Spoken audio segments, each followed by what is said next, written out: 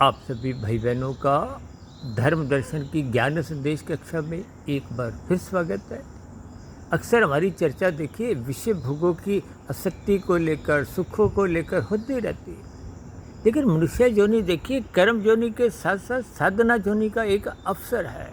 अवसर का अभिप्राय आपको अपनी साधना आरंभ करनी है। साधना का अभिप्राय योग की स्थिति है। योग का अभिप्राय आत्मा परमात्मा की सुमुखता से है।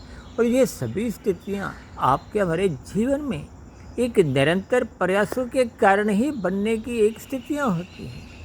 शास्त्रों में तो कर्म योग, ज्ञान योग, भक्ति योग की स्थितियाँ समझाई गई हैं।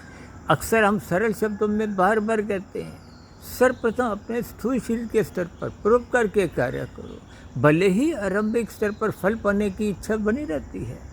हालांकि कर्म फल सिद्धांत के अंतर्गत परोपकार के कार्यों को भविष्य में सुख रूपी अनुकूल परिस्थितियाँ मिलती हैं।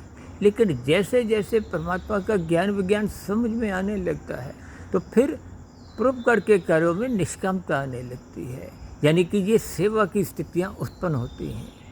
और इसी तरह जब आप ब्रह्म मुहूर्त में उठते हुए शास्त्रों का स्वाध्याय करने लगते हो, गुरु के प्रवचनों को सुनने लगते हो, तो ये स्वाध्याय की स्थितियाँ हैं जिसमें मन बुद्धि शुद्ध होने लगते हैं।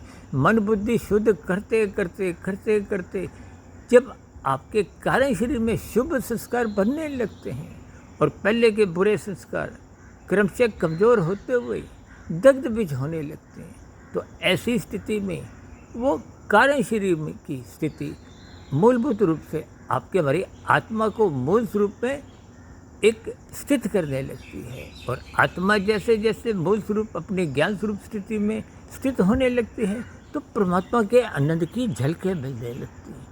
इन सभी स्थितियों को ज्ञानपूर्वक समझते हुए अपने जीवन में साधना को महत्व दें। चर्चा विषय को यहीं विराम देते हैं, फिर मिलते हैं किसी नए विषय के साथ। तब तक आप सभी भाई बहनों का बहुत बहुत धन्यवाद।